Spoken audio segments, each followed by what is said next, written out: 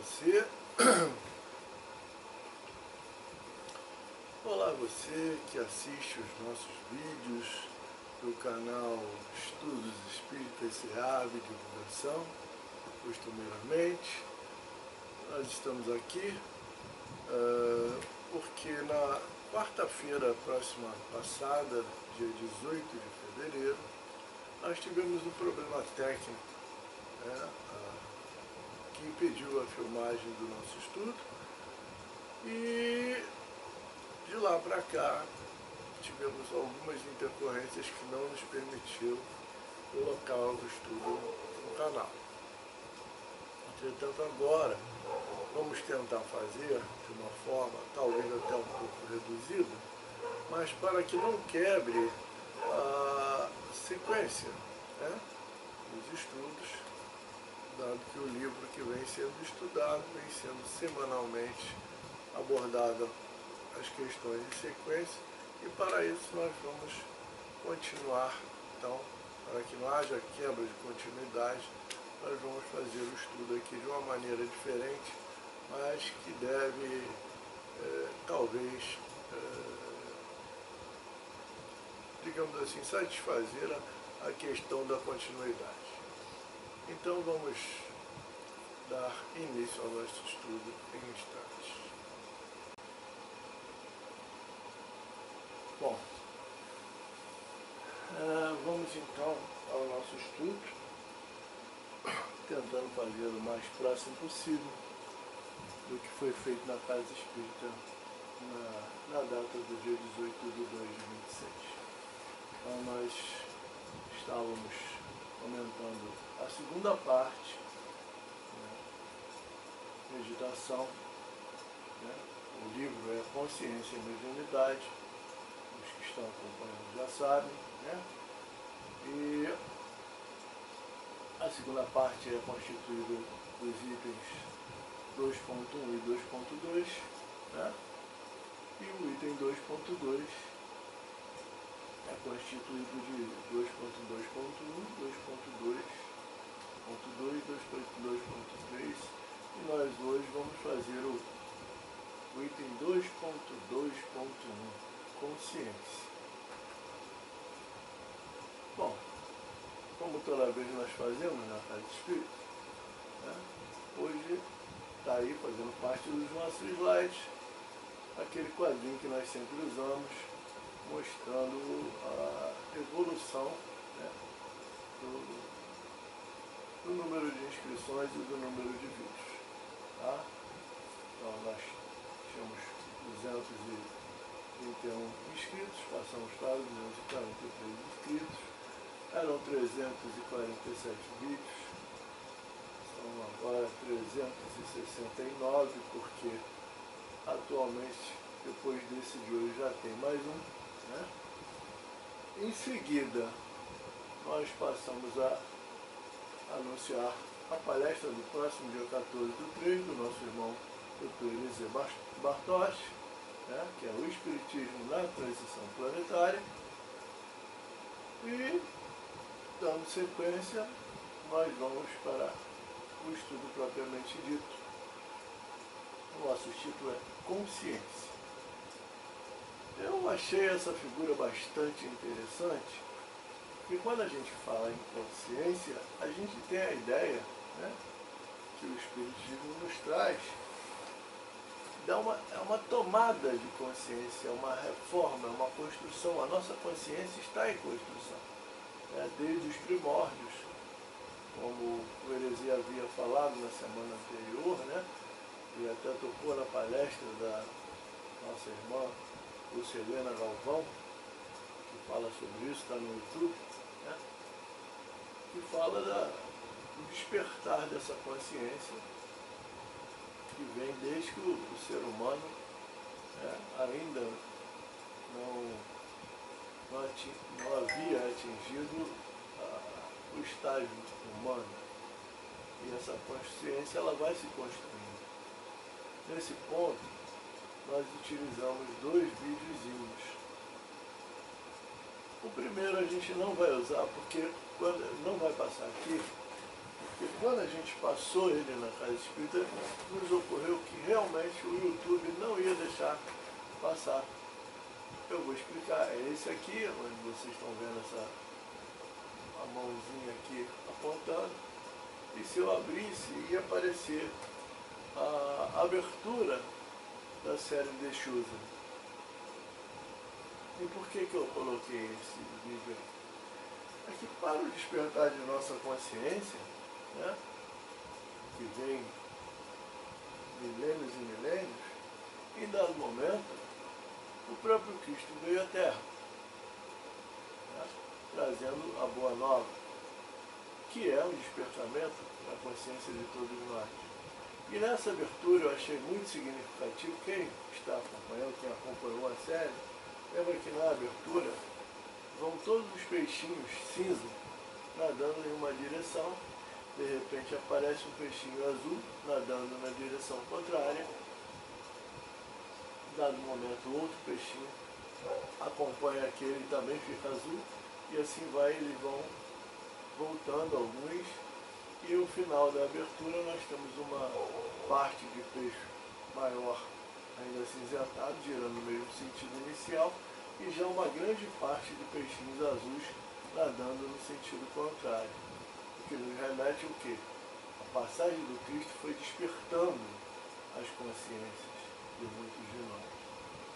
Bom, esse era o resumo do vídeo para dar ideia dessa construção, né, que a gente tira aí nessa foto, que é o homem que se faz a si mesmo, da artista Bob Carlyle. Né? E aí nós puxamos um outro vídeo, vamos ver se ele abre aqui, de um outro irmão também falando sobre essa questão da consciência. Esse nós vamos poder preservar, porque eu acho que não há problema com o YouTube nesse vídeo. E falaremos hoje sobre o despertar da consciência. As pessoas, em sua condição comum, são adormecidas, mecânicas, reativas, vivem sonhando acordadas, vivem em ilusão, inconscientes, fascinadas, identificadas, voltadas apenas para o exterior. Vivem perdidas entre projeções, representações, ideias e conceitos fechados. Acreditam que seu ponto de vista é algo concreto, que é a realidade como ela é. Acreditam que o que percebem e como percebem é tudo, a realidade última. O primeiro passo para despertar é abrir-se para a possibilidade de estar adormecido. Dificilmente alguém desperta sem querer, sem buscar, sem esforço, sem alguns choques, algumas crises. Muitos fantasiam estar despertos apenas por terem lido alguma coisa sobre o assunto. Despertar não é questão de pensamento, de teoria. O despertar da consciência é um processo contínuo de crescimento espiritual e autoconhecimento, que nos conduz a uma compreensão mais profunda de quem somos e do mundo ao nosso redor. É um processo de transformação e ampliação da percepção de nós mesmos e da realidade que nos cerca. Expandir a consciência é voltar-se para dentro e para cima. É ir além da dualidade, além dos limites da mente condicionada das identificações egóicas. Envolve sair da identificação com os padrões sociais, culturais, psicológicos que condicionam nossa percepção do mundo, da realidade, de nós mesmos. As práticas espirituais são parte importante nesse processo. Ao nos tornarmos mais conscientes de nossos pensamentos, sentimentos, emoções, saímos da mecanicidade, do adormecimento. Aprendemos a estar mais presentes, com abertura, com aceitação, sem julgamentos, sem resistência. O estado desperto é um estado paradoxal. O despertar da consciência não é um destino final, é uma jornada constante de investigação, autoinvestigação, crises, insights. O despertar da consciência não é um objetivo a ser alcançado no futuro distante, ele está diante de nós a cada momento. Só precisamos estar atentos, presentes, abertos. Normalmente, esse é um processo gradual, mas em raríssimos casos pode ser abrupto, um insight repentino. O que não significa chegar em um fim, pois não existe um fim. Quando alguém acredita que está desperto, quando alguém acredita que chegou ao fim, estagna e então começa a adormecer novamente. A verdadeira liberdade e realização só podem ser encontrados quando nos libertamos das ilusões do ego, das limitações da mente condicionada. Bom, então é isso. A gente viu o vídeo que nos fala sobre essa questão do despertar da consciência, né? E agora nós vamos passar a pergunta efetiva, a pergunta do estudo em questão. Né? Então estamos lá na segunda parte, meditação, item 2.2.1, consciência, e a pergunta é a pergunta 25. Podemos identificar nas letras neotestamentárias referências claras a esse estado de sono e a consequente necessidade de despertar? Bom, cabe aqui lembrar que no estudo passado, no estudo anterior a esse, né, toca-se, né, nessa questão do sono, o sono da consciência, o sono do espírito, que ainda não despertou para as coisas verdadeiramente importantes, que são as coisas espirituais. Então essa pergunta é pertinente a isso. Será que no Novo Testamento tem alguma referência sobre isso? Foi até por isso que eu botei os peixinhos lá da abertura do Deixa eu ver. Por quê? Porque esse despertar, né, o Cristo nos trouxe. Né? Esse despertar, essa tomada de consciência, essa construção de consciência, né, ela está intimamente ligada, se não for a mesma coisa, do que a doutrina espírita nos chama de reforma íntima. Quando eu desperto a minha consciência, eu entendo que tenho que me melhorar, né, para que eu possa estar no estágio superior, mais confortável de vida para mim mesmo, no estágio mais espiritualizado. Quanto mais espiritualizados nós nos tornamos, melhor é a nossa condição, né, perante a vida verdadeira. Então, passando isso, vamos ver a resposta dessa pergunta e vamos tentar aqui analisar. Né? Essa proposta é muito antiga, porque as necessidades humanas também o são. Pode-se, porém, arrolar, quer dizer, listar no Evangelho de Jesus, que é considerado um verdadeiro tratado de psicoterapia e deve ser relido com visão nova e profunda por todos, particularmente conforme vem ocorrendo com a psicologia e as demais doutrinas do psiquismo. Refere-se inúmeras vezes ao estar dormindo, ao dormir, tanto quanto ao despertar. Importante a gente tocar aqui, né, quando ele fala dessa releitura, né, o Evangelho de Jesus ser relido. Porque muitas vezes, durante muito tempo, o Evangelho de Jesus foi tomado apenas como uma história e os feitos de Jesus. Mas a ideia é justamente mostrar, né, esse adormecer do Espírito, o despertar, aliás, que Jesus nos traz. Então está em várias passagens do Evangelho. E é isso que os nossos irmãos aqui do projeto Manuel Flamengo de Miranda mostram para a gente. Né? E começam aqui. Quando Jesus foi visitar Lázaro, que parecia morto, acercou-se do túmulo, informou que o amigo dormia e mandou abrir-lhe o túmulo na rocha. Convidando-o a que despertasse e saísse das sombras, escutando-lhe a voz,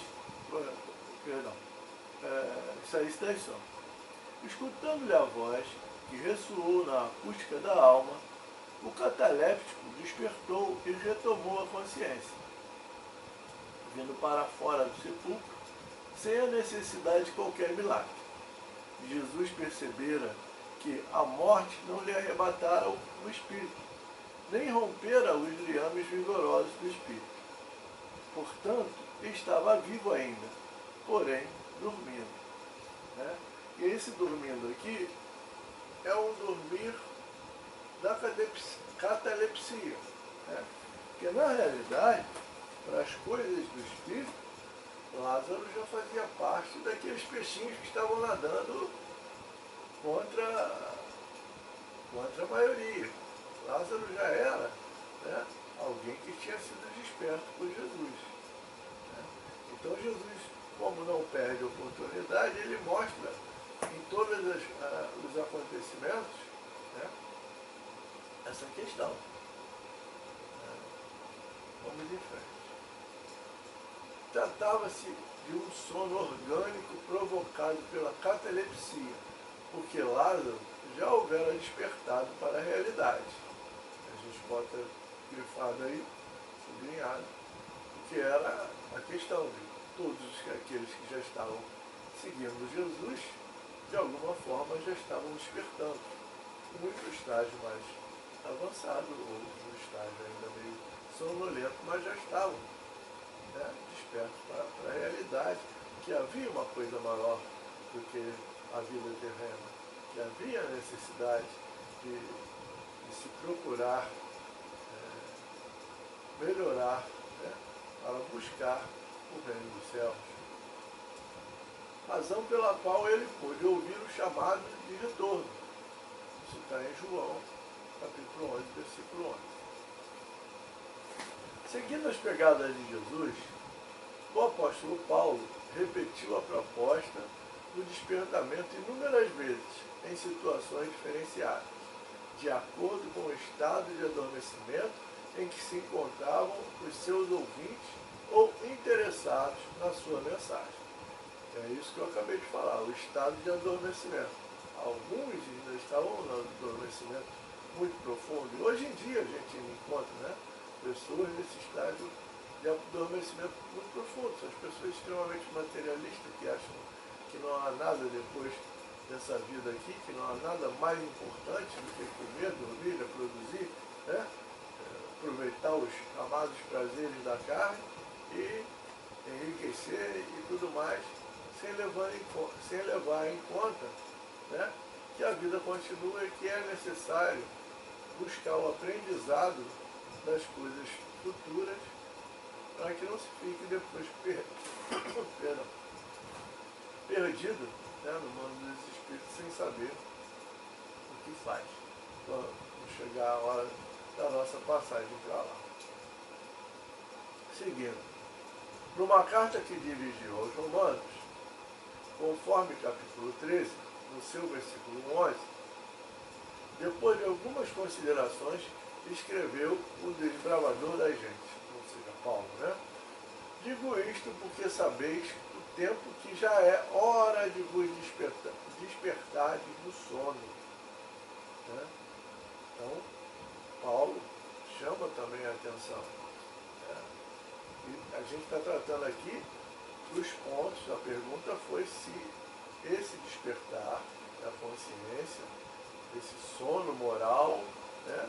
Esse sono, que pode ser um sono material, mas um sono moral, um sono espiritual, se está nas Escrituras, se está no Evangelho de Jesus. Então a gente está vendo aqui, né, que não só Jesus falou sobre isso, mas aqueles que vieram após ele também continuaram fazendo a menção a esse sono. Né? Isso está em Romanos 13, 11, que retém as pessoas distraídas e distanciadas da verdade, em permanente indecisão ou em exigências infindáveis, ou em discussões inúteis, ou em buscas infrutíferas, sem aprofundamento de nenhuma causa. Todos os mecanismos escapistas para abraçar o conhecimento libertador. Essa parte a gente botou em vermelho, né, o que a gente comentou, e a gente comenta aqui novamente, porque mesmo hoje, né, mesmo entre as pessoas que estudam, que leem o Evangelho, mesmo entre os religiosos, mesmo entre os espíritas, ainda há essa questão de discussões inúteis, né? Buscas infrutíferas, exigências infindáveis. Nós ainda vemos pessoas querendo cargos, né? Querendo aparecer como, não, eu sou o melhor médium da casa, não, eu preciso de uma atenção especial, porque eu chamo atenção quando eu falo, né? Gente discutindo sobre o corpo de Jesus, se é material, se não é material, essas coisas todas que não levam a nada. Porque na realidade Jesus reuniu e resumiu a lei e o profeta naquele momento em que ele mesmo diz, né? O maior mandamento é amar a Deus sobre todas as coisas, e o segundo, semelhante a esse, amar ao próximo como a si mesmo. Aí estão reunidos toda a lei e os profetas. Ou seja, é importante que nós aprendamos a amar, que nós aprendamos a amar a nós mesmos e a amar ao próximo. Ou seja, é necessário que nós nos despertemos para as coisas do alto. É necessário que nós façamos a reforma íntima. E não fiquemos perdendo tempo nessas discussões que não vão levar a nada. Seguindo. Ainda examinando a problemática do sono, exclamou em outra carta, ainda seguindo Paulo, né? Que dirigiu aos Efésios, o libertador da gente, com energia e vitalidade. Desperta tu que dormes, e levanta-te entre os mortos. Efésios 5,14. É óbvio que ele não estava falando com quem estava dormindo fisicamente, né? E nem dos mortos físicos. Ele estava falando aí desse sono moral, desse sono para as coisas da vida espiritual, desse sono para o que é realmente importante, né? E em nenhum momento a gente lembra, né, que a espiritualidade superior, Jesus, condenam que se viva no mundo com a necessidade do mundo. É necessário que nós busquemos ter um conforto melhor para a vida, é necessário que nós busquemos um progresso material, mas o importante é que nós demos mais valor, mais importância, sendo redundante, às coisas do Espírito. Jesus fala sobre isso, né? Vamos seguir. Evidentemente, o apelo é dirigido àqueles que, embora vivendo, são mortos para a realidade do si, né? A realidade do si mesmo, do eu, né? Permanecendo em estado de hibernação dos valores admiráveis da sua imortalidade. E quanta gente, né, nos dias de hoje ainda vive assim. Quanta gente ainda vive pensando apenas nas coisas materiais, sem dar a menor importância para nada que seja espiritual, e só vai pensar nisso quando estiver passando por uma situação muito difícil. Aí volta, ai meu Deus. Mas durante todo o tempo em que teve saudável, em que teve condição financeira boa, em que teve uma família cercando de carinho, nunca pensa em nada disso. Só pensa em aproveitar as coisas da carne. E é isso que o Evangelho, é isso que está nas Escrituras neotestamentárias com relação ao sono, com relação ao despertar da consciência, como vem a nossa pergunta que foi feita lá atrás, né? Transitam pelo mundo os mortos para as emoções superiores, encharcados das paixões que se aferram em terrível estado de intoxicação, padecendo-lhes as injunções, ou seja, as imposições martirizantes, né? Porque realmente é martirizante. A pessoa que se deixa viver focada nas coisas da carne, ela está sempre ansiosa, né? Sempre querendo impressionar o outro, sempre querendo aparecer, sempre achando que tem que fazer mais. E isso é martirizante, né? São cadáveres que respiram em uma alegoria evangélica, Por sua vez, prosseguindo na mesma terapia, o renovado apóstolo Pedro, né, compreendendo e digerindo o que lhe aconteceu, voltou-se para os que o seguiam e admoestou, ou seja, advertiu com simplicidade.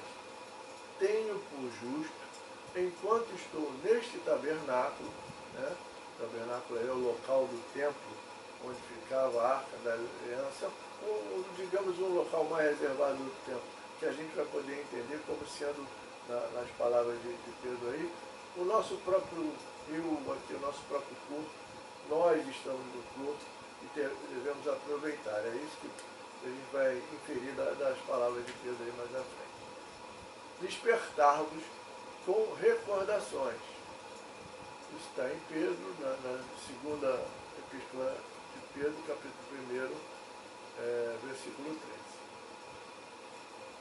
Vale se considere o corpo como um tabernáculo, no qual é possível a sublimação dos sentidos, tornando-se necessário despertar os demais, mediante recordações de tudo quanto aconteceu e está esquecido, de todas as ocorrências de vida que agora jazem no ouvido, ou seja, esquecimento, de todos os valores que significaram esperança e dignidade e estão ao abandono.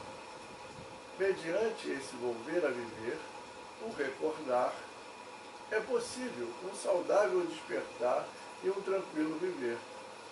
Quando eu li esse parágrafo, me veio à cabeça a passagem onde Santo Agostinho nos informa que toda noite, antes de dormir, ele fazia um balanço do dia. E esse recordar ele pode ser diário, como fazia o Santo Agostinho. E aí vai nos ajudar a nos manter mais equilibrados. Outra coisa, quando ele fala aqui, na sublimação dos sentidos. Há uma passagem, não me lembro de que livro está,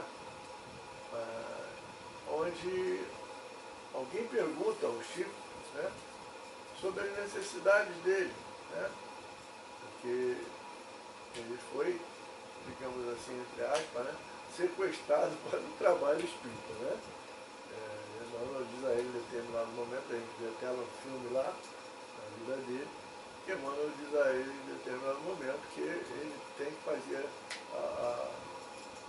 as psicografias, a missão dele é aquela, e ele diz, pergunta até para o Emmanuel, e se ele não fizer, o Emmanuel diz que tudo bem, só que ele vai ter, não com essas minhas palavras, mas o trabalho vai ter que assumir as consequências, ou seja, isso já estava programado no plano espiritual. Então a pessoa perguntou a ele, eu não sei bem se foi uma entrevista ou está num livro, a pessoa pergunta ao Chico sobre a questão se ele não gostaria de ter família, não sei o quê, e se ele não tem necessidades sexuais, e aí ele diz que tem. Mas aí a pessoa pergunta assim, como você resolve isso? Ele diz assim, eu converso com as minhas células. Quando eu vi isso, eu nunca mais eu esqueci.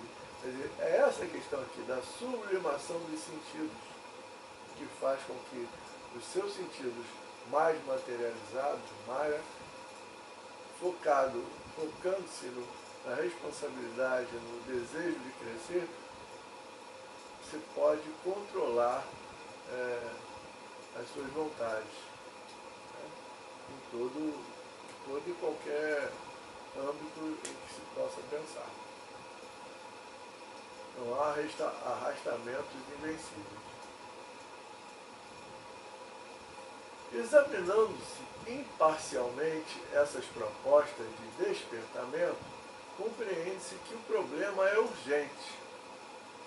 Embora o tempo que vem transcorrendo desde as advertências existentes em todas as doutrinas de dignificação humana.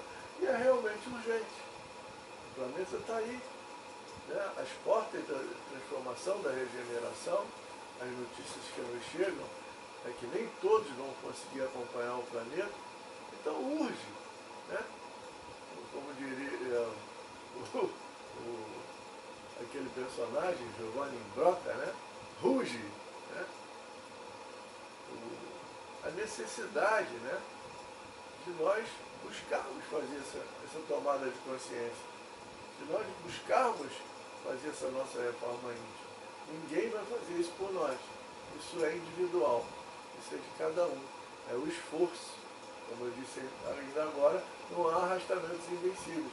Nós é que temos que manter o foco para a nossa melhora, em vez de nos mantermos naquela comportamento de manada. Ah, eu fiz porque todo mundo faz e eu vou seguir na manada.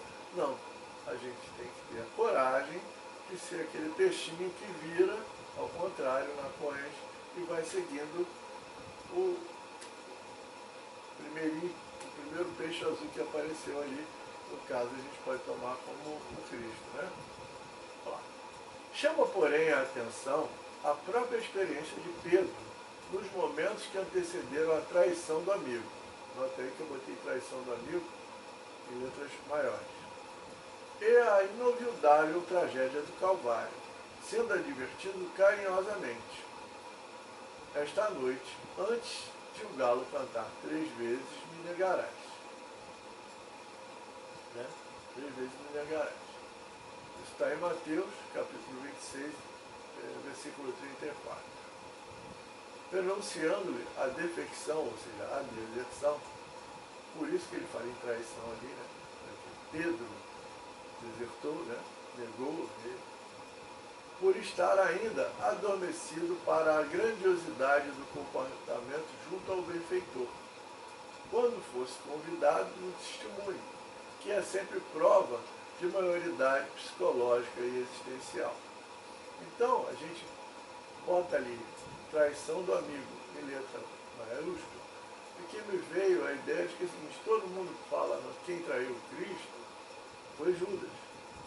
E eu sempre digo que não. Judas não traiu Cristo.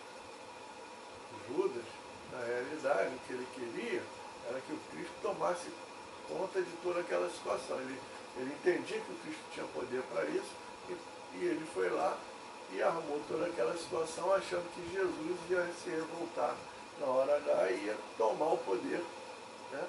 Com o seu poder espiritual, ele ia vencer todo mundo. Judas, na realidade, foi traído por ele mesmo. Ele se traiu, ele não traiu o Cristo. Se ele tivesse traído o Cristo, ele não tinha ido lá para devolver o dinheiro, para tentar resolver a situação de tirar o Cristo daquela situação. Não teria se suicidado. Na realidade, quando fala da traição, fala aí da traição de Pedro. Porque ele sim, eu nunca vou te abandonar, Senhor. E quando ele ficou com medo, ele desertou. Ele fugiu. Mas por quê? Porque ele ainda não tinha despertado. Né? Por estar a alma, por estar ainda adormecido para a grandiosidade do comportamento junto ao benfeitor. Ele ainda estava impressionado com tudo que o Cristo tinha feito, como a grande maioria de nós até hoje. Né? Segue uma igreja, entra numa casa espírita, querendo o milagre da cura, querendo ainda os prodígios que Jesus fez. Quando na realidade, o importante é essa parte aí que está sublinhada. Quando fosse convidado ao testemunho, que é sempre prova de maioridade psicológica e existencial. Dá para a gente perceber que todos nós, em algum momento, vamos ser chamados a esse testemunho. Ou seja, é quando a coisa aperta, é quando fica difícil, é quando fica dolorido, e eu não estou falando aqui só de dor física, né, só da doença, mas de uma dor moral, de um abandono, de uma injustiça. É nesse momento que a gente é chamado ao testemunho.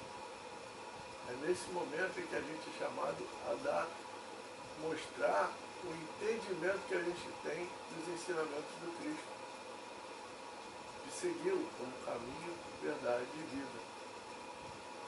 E não para estarmos só venerando, aplaudindo as grandes obras. Todas, sim, essas obras, no meu modo de entender, né, todos os grandes feitos de cura que ele fez, foram mais para chamar a atenção para a pessoa do primeiro despertamento. Né? É como alguém sacode o outro de manhã, acorda, está na hora de ir para a escola, acorda, está na hora de trabalhar. Mas o despertamento mesmo vem durante o dia de trabalho ou de estudo. Esse que é o verdadeiro despertamento. Vamos lá. Parecia impossível que se concretizasse esse prognóstico. No entanto, o mesmo sucedeu com a riqueza de detalhes que foi anunciado, chamando o inadvertido ao verdadeiro despertar que o fez atordoar-se até o momento final. Ou seja, quando Pedro se tocou que aconteceu exatamente o que Jesus falou, ou seja, ele negou 3 vezes antes que o galo cantasse, né? Aí é que ele entendeu a mensagem do Cristo. E a prova é que ele se modificou de tal maneira que ele foi pregando até o final de sua vida, né? Trabalhando como ele aprendeu com o Cristo, que na hora de passar pelo martírio, ele disse que não queria ser crucificado, porque ele não tinha condição de passar pela mesma prova, né? mesmo martírio que o Cristo ele pediu para ser crucificado de cabeça para baixo. E assim foi. Prosseguindo-se em uma releitura do Evangelho de Jesus, o discurso está exarado, ou seja, registrado, sempre em advertências aos adormecidos, seja pelo sono fisiológico, seja pelo sono moral, seja pelo sono intelectual. Ou seja, existem realmente essas várias espécies de sono. Estamos chegando aqui no final, né? Destaca-se mais uma vez que, quando Jesus se encontrava em comunhão com Deus, pouco antes das humilhações a que seria submetido por 3 vezes, saiu de si e foi visitar os companheiros que deveriam estar em vigília e todos dormiam anestesiados pela indiferença ou pela inconsequência do seu estado de consciência. Convidados ao despertamento, nas repetidas oportunidades, por fim foram deixados, o que já era tarde, não mais adiantava acordá-los. Essa passagem, né, remete ao momento lá pouco antes, antes de Jesus ser aprisionado, quando ele vai para o Jardim das Oliveiras, os discípulos, e ele segue mais à frente, né, com, se não me engano, Pedro, Tiago, esqueci qual era o outro, me perdoe, mas ele seguiu com os 3, e ele vai orar, e de repente ele vem e eles estão dormindo. Ele chama a atenção, eles acordam, ele vai de novo, quando ele volta, eles estão dormindo. É essa a passagem. E por que eles estão dormindo? Por que eles também não ficaram orando? Por que eles também não ficaram guardando? Não tinham noção certa do que estava para acontecer. Ainda não tinha consciência da importância daquele momento, né? Então Jesus deixa do jeito que está, deixa do jeito que está, e quando chegar o momento deles, eles vão despertar. E assim ele faz com todos nós. Todos nós vamos despertar, né? Estamos despertando de acordo com as nossas possibilidades e, em algum momento, seremos chamados ao testemunho, né? Que é a hora da prova, para saber se realmente a gente aprendeu as lições. Estou querendo assustar ninguém não, tá, gente? Mas é o meu entendimento da coisa. A gente vê, né, que todos esses que nós achamos grandes, né, realmente grandes moralmente, tiveram vidas difíceis. Pensa na vida do Chico, pensa na infância do Divaldo, pensa em Madre Teresa, né, pensa na desencarnação do Gandhi, né, pensa na Irmã Dulce, pensa em todos os santos, né, que foram martirizados, ou seja, todos eles foram chamados de testemunho para realmente mostrar que estavam imbuídos do amor que Cristo tinha colocado no coração deles. Vamos lá. O desafio do sono é muito grande face ao largo período de permanência nas faixas primárias do processo de evolução, pelo qual passa o ser no seu crescimento espiritual.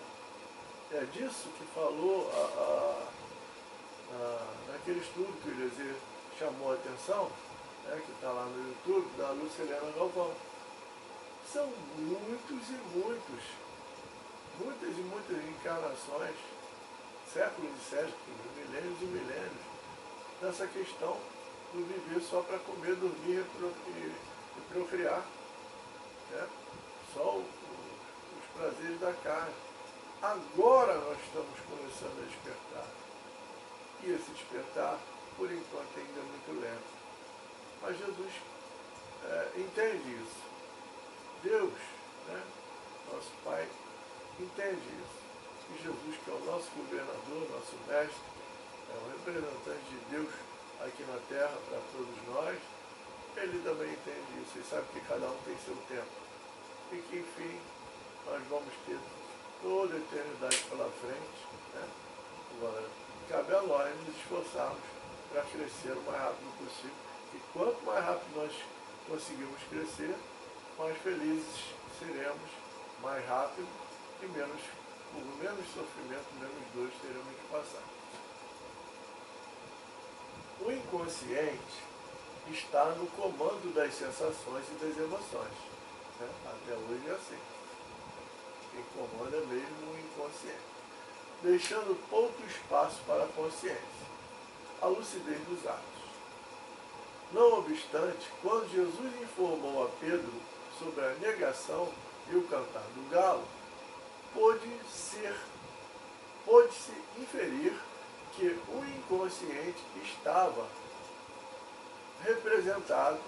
Eu vi no dia lá que esse representado estava errado e esqueci de consertar, gente, me perdoe, né?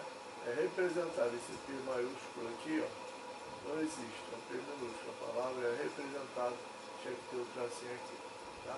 Estava representado pela figuração da ave que faz barulho, ou seja, o galo, que desperta. E isso se daria somente quando o remorso lhe assomasse a lucidez invigilante. Ou seja, né, Pedro, com medo, né, deixou que o medo tomasse conta dele, né, e isso tudo são sensações que a gente tem meio que inconsciente, né, meio que questão de defesa, né. Só quando o galo cantou, caiu a ficha, como a gente diz. Aí ele entendeu que ele tinha negado 3 vezes, ele entendeu o que o Cristo falou. E aí aquilo dá uma reviravolta dentro dele, né? E ele toma a decisão de se modificar. Bom, essa pergunta foi desenvolvida, né, a partir do livro Vida, Desafios e Soluções, de Joana de Anjos, no capítulo 8, o item O Despertar do Si. Eu acredito que a gente fique por aqui, tá? E em breve nós teremos a continuação com a nossa irmã Elvira.